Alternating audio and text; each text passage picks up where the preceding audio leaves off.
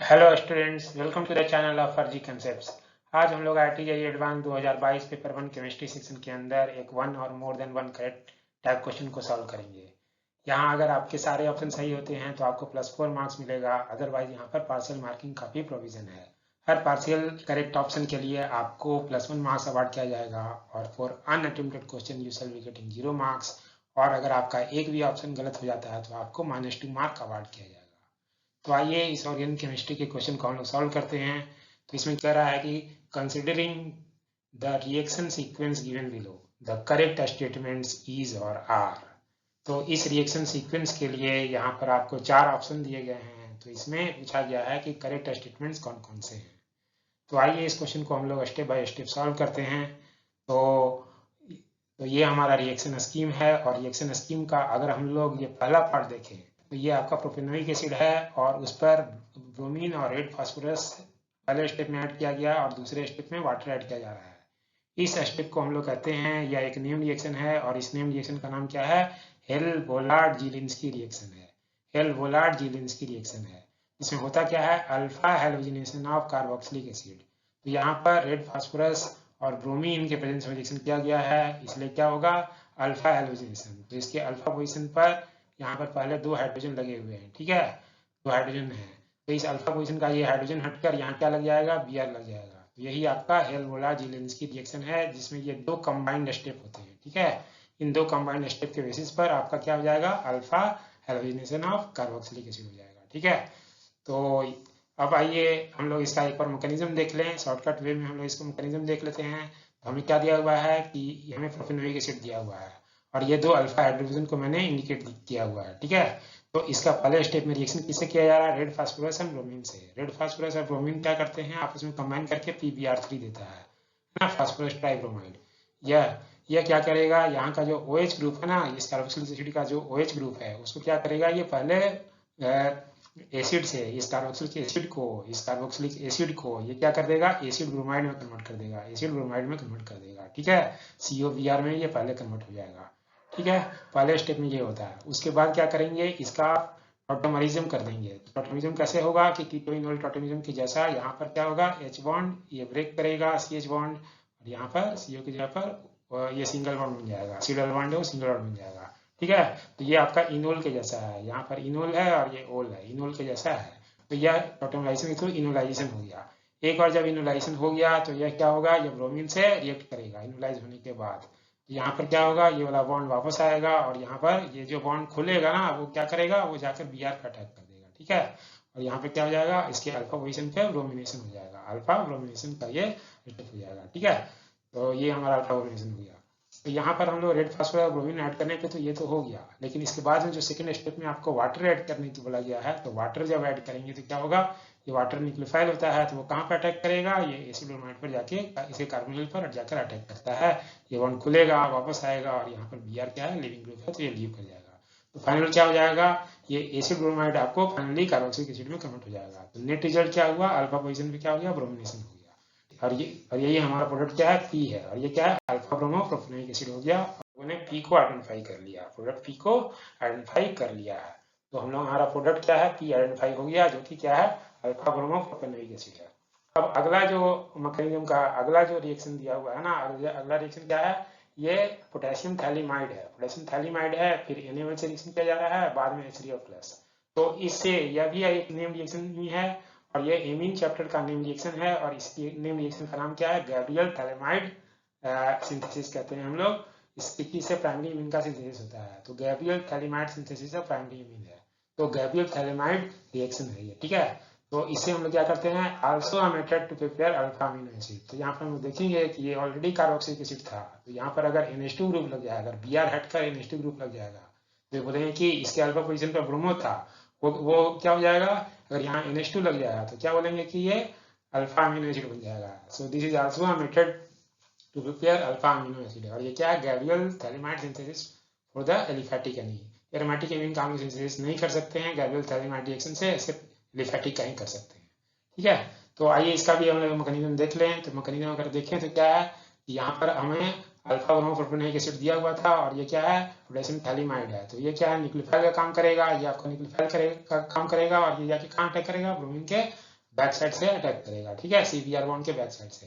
तो ये SN2 pathway के थ्रू तो यहाँ पर क्या हो जाएगा, सब्स्टिट्यूशन रिएक्शन हो जाएगा, ठीक है। और यहाँ से Br माइनस यहाँ निकल गया और K प्लस तो ऑलरेडी था, काउंटर आयन तो माइनस K प्लस भी हो गया, तो KBr यहाँ से निकल गया।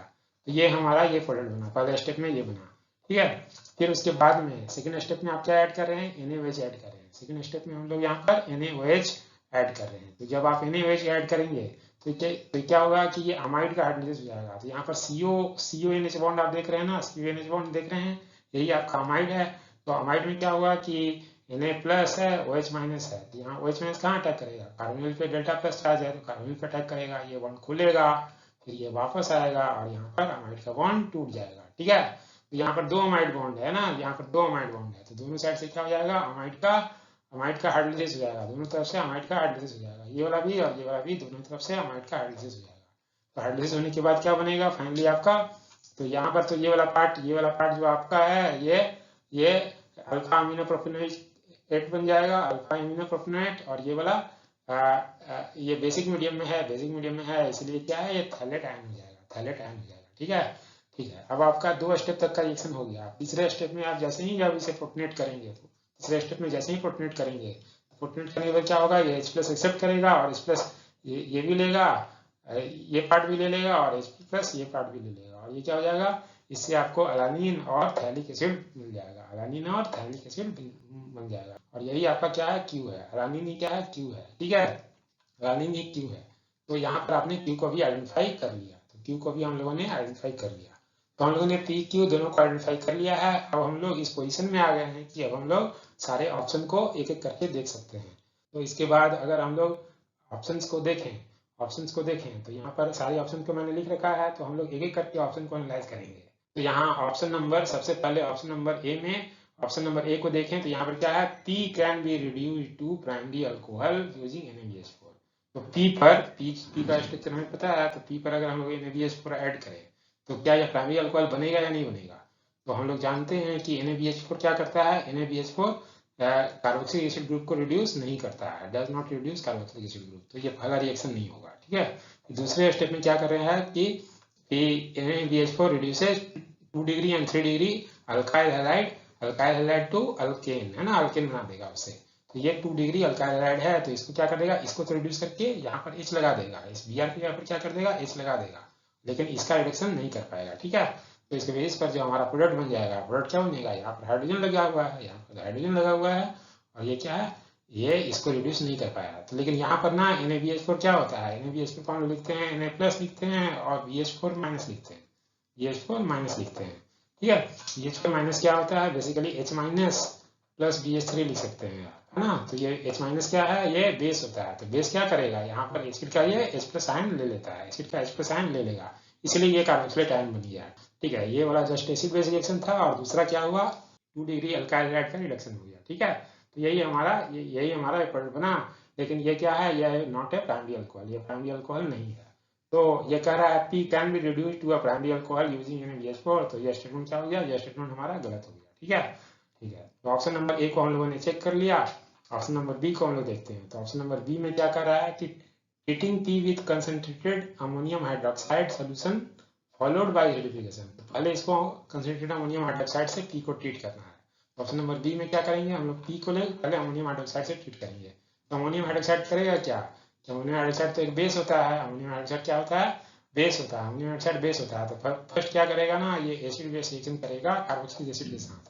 तो ये कार्बोक्सिलिक एसिड है और ये अमोनियम हाइड्रोक्साइड है, तो ये क्या होगा, अमोनियम कार्बोक्सिलेट का साल्ट बन जाएगा, ठीक है। और क्या है कि दूसरे स्टेप में यहाँ पर जो अमोनियम हाइड्रोक्साइड है वो क्या होता है, इसे हम लोग अमोनिया प्लस वाटर भी लिख सकते हैं ना, क्योंकि ये इक्विलिब्रियम में रहेगा, ठीक है। तो ये अमोनिया क्या होता है ना, अमोनिया क्या होता है, यही अमोनिया कंसंट्रेटेड मीडियम है। अमोनिया क्या है, ये न्यूक्लियोफाइल भी होता है। तो ये क्या करेगा ना, ये इस कार्बन पर जाकर अटैक करेगा और Br माइनस लीव कर जाएगा, ठीक है। यहाँ से क्या हो जाएगा, फाइनली जहाँ पर आपका Br था वहाँ पर NH2 ग्रुप लग जाएगा। तो इसको हम लोग अमोनिलिसिस करते हैं, ठीक है। तो NH3 can act as nucleophile, और जब अमोनिया न्यूक्लियोफाइल का काम करता है तो उसे हम लोग अमोनिलिसिस रिएक्शन करते हैं, ठीक है। तो यहाँ पर जो नेट रिजल्ट आएगा कि जहाँ पर Br था वहाँ पर NH2 लग जाएगा और एसिड बेस की रिएक्शन से एक सॉल्ट भी बन जाएगा। ठीक है, तो अमोनियम सॉल्ट एक जगह बना और दूसरा ये NH2 लग गया। ठीक है, तो ये पहला स्टेप तो हो गया। कंसंट्रेटेड अमोनियम हाइड्रोक्साइड जब आपने ऐड किया तो ये पहला स्टेप का तो रिएक्शन हम लोगों ने लिख लिया।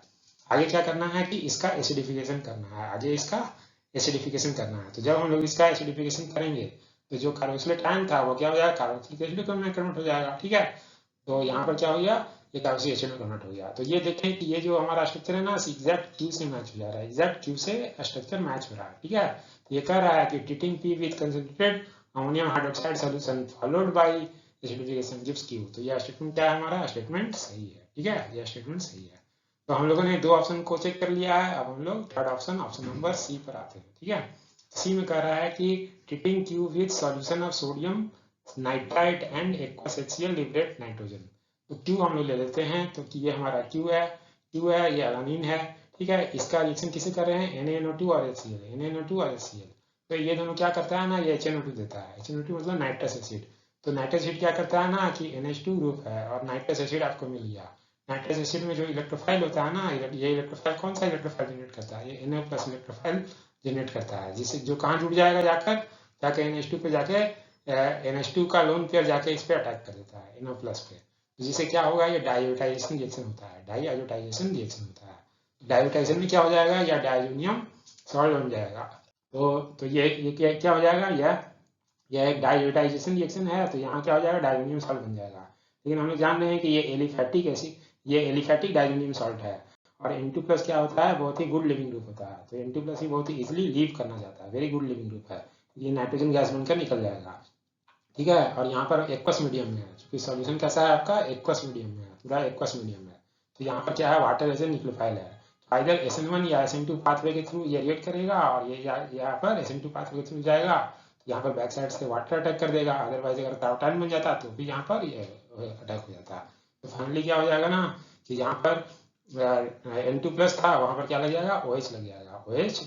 ठीक है, OH लग जाएगा। और यहाँ पर N2 जो था वो किस फॉर्म में निकलेगा, वो नाइट्रोजन गैस बन के निकलेगा। और जो Cl- था वो किसी कमेंट कर लेगा, H+ कहाँ से आएगा, वाटर जब है ना, वाटर जब न्यूक्लियोफाइल का काम करेगा तो OH2+ बनेगा, वहां से H+ निकालेंगे तब जाके OH बनता है ना। तो हम लोग क्या करेंगे, यहाँ से HCl निकाल देंगे, है ना, H+ और Cl से HCl निकाल देंगे। तो इस रिएक्शन में क्या होगा, नाइट्रोजन गैस लीव कर रहा है। तो इस क्वेश्चन में हमें ऑलरेडी पूछा हुआ था कि treating Q with a solution of NaNO2 and aqueous HCl liberates nitrogen. तो यह स्टेटमेंट हमारा क्या हुआ, सही हुआ, क्योंकि यह नाइट्रोजन एलिमिनेट होता है। ठीक है, तो हम लोग तीन ऑप्शन को एनालाइज कर लिया है। चौथे ऑप्शन हम लोग डी पर चलते हैं। तो डी में कह रहा है P is more acidic than propanoic acid. ये प्रोपेनोइक एसिड दिया हुआ है।